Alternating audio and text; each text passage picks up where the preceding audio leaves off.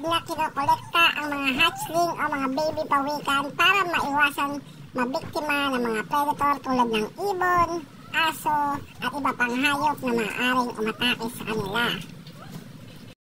Sa maraming mga proyekto ng conservation, isa ang aming project site sa gumagawa ng pawikan conservation. Hinahayaan ang mga hatchling o baby pawikan na maglakad patungo sa dagat upang magkaroon ng imprinting, isang natural na proseso kung saan natatandaan ng mga hatchling o baby pawikan ang lugar kung saan sila pinanganak at babalikan nila ito. Mahalaga ito dahil sa hinaharap, babalik sila sa lugar na yon upang doon sila mangitlog.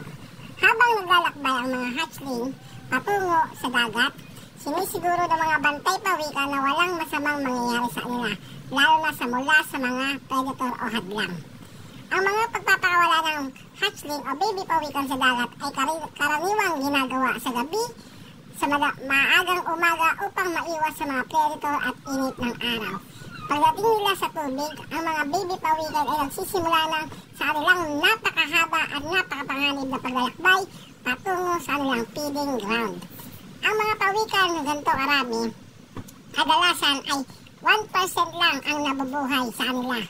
Kung sa 100 na pawikan, iisa lamang ang makakasurvive at makakapunta sa pinaka-adult stage, kung saan dito makakapangitlog sila at makapagparami at babalik sa kanilang lugar.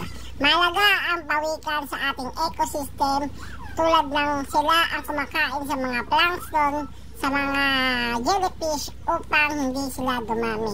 Mahalagang pa ang pawikan. Kaya wag natin itong papatayin, wag natin silang gagambalain.